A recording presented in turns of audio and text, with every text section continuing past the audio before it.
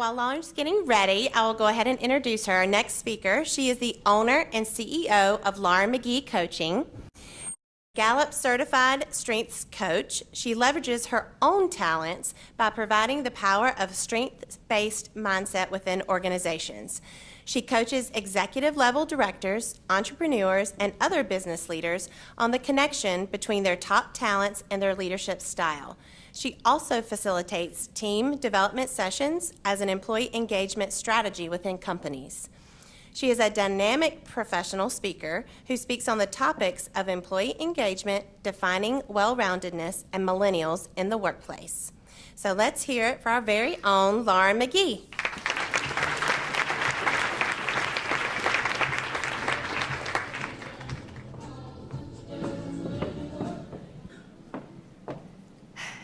I got married in a hurricane. Unfortunately, I'm not referring to one of those poetic, romanticized, metaphorical hurricanes that life can often bring us. Nope, an actual hurricane. Hurricane Matthew, to be exact. The summation of our wedding day, October 8th, 2016, could be found at the bottom of the red Solo cups, filled with trail mix and goldfish, because our caterer could not brave the flooding, and that was the only food available.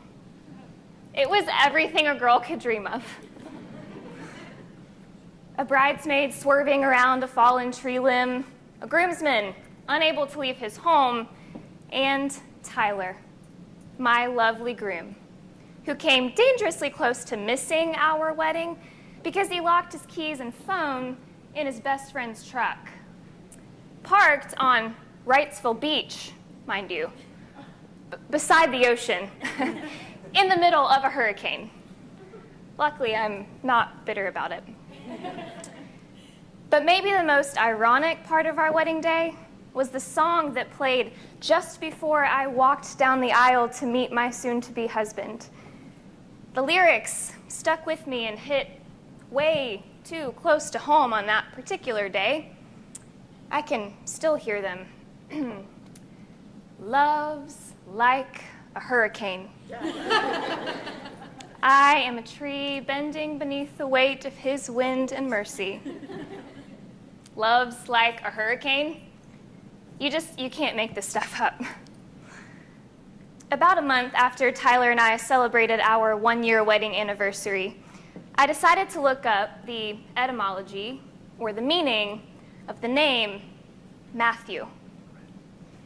And boy, was I surprised and a little bit annoyed to find that deep within its Hebrew origin, the name Matthew means gift of God. What a thoughtful gift, I thought to myself. I could just see the Hallmark card that came with this particular gift. Congrats on your nuptials, wishing you a marriage as strong as a Category 5. Gift of God? Are you kidding me? Our wedding was a complete disaster and literally anything but a gift, right?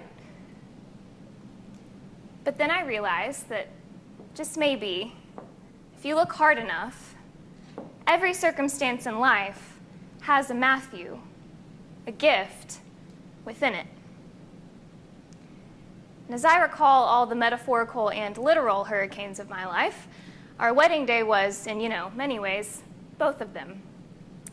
But what Tyler and I received that day was indeed a gift of marriage, of committed love, and a gift of the lesson that you always have to be willing to find the Matthew in life circumstances, and sometimes within yourself.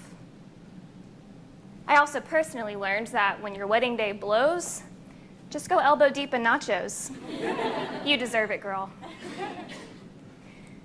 I can think of another gift in my life.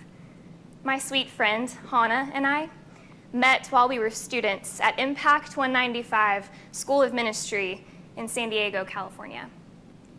Hannah was one of those people that chose you before you could choose her. She sort of latched onto people and claimed them as her own before you ever knew it hit you.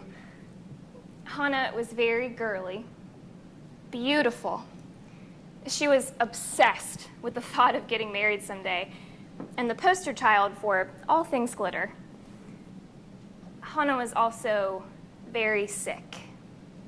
You see, she struggled with mental and with physical health. And after about a year of our friendship, sweet 23-year-old Hannah died in her sleep. In this time of pain and confusion, I didn't want to find the hidden gift. I didn't want to find the Matthew in the loss of my Hannah.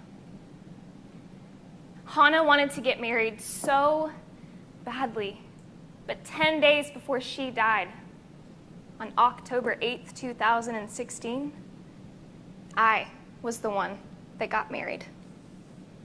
How on earth was this fair? I was reminded, though, that before she died, Hannah had shared with me the etymology or the meaning of her name, deep within its Hebrew origin. Her name meant grace. How appropriate. You see, Hannah's beautiful, unwavering grace was the gift that she gave to the world around her. Her gift of grace that she gave to all of us, a gift that I never deserved, is now the Matthew that I get to hold on to forever, even in the circumstance of the loss of a dear friend.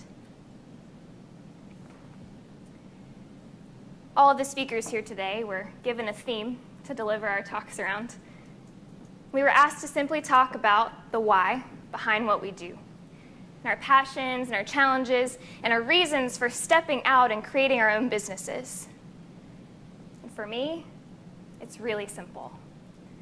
I just have a burning desire to show people the Matthew, the gifts within them, to show people how to thrive in their design. I believe the moment that you begin to tap into those gifts within you is the moment that your life and your career begin to have purpose. You guys, I'll be the first to tell you, I am by far the least qualified person to be up here. I am not a natural entrepreneur, like many of you in this room and on this stage. I epically sucked at business school. And to be completely honest with you, I just learned what self-employment taxes were like 3 months ago.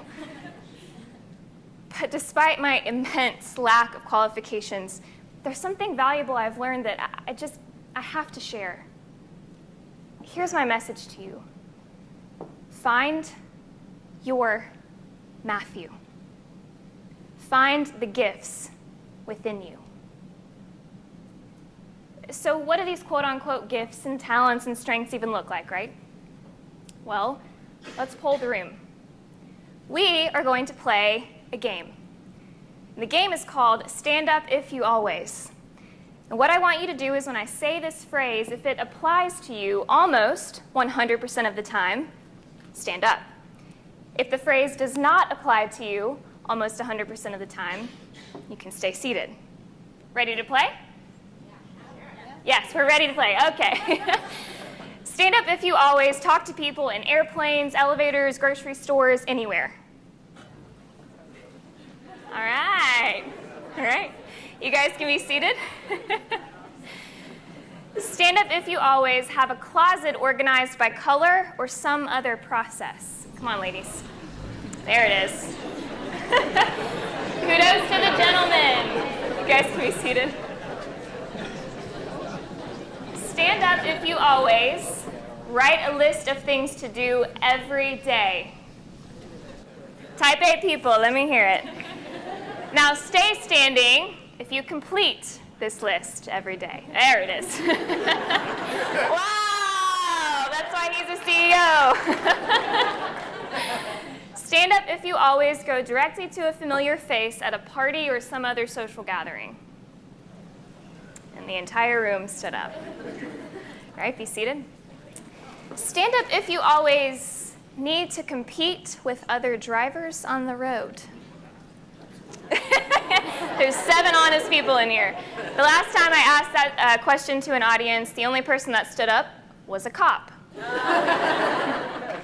Stand up if you always discover the plot of the movie before anyone else figures it out. I will never understand. You guys can be seated. Stand up if you always ask way too many questions. All right?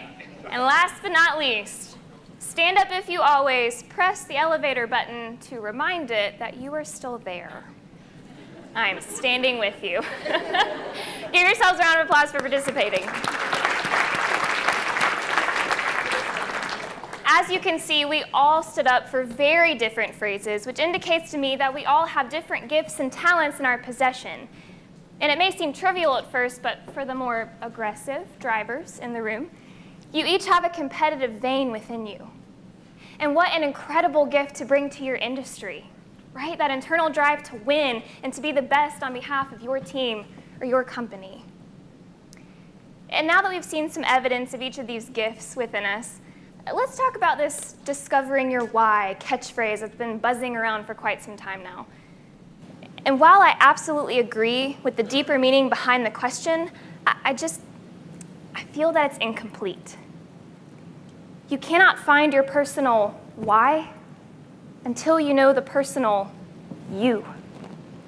And I believe the best way to do that is to spend some time figuring out what makes you tick.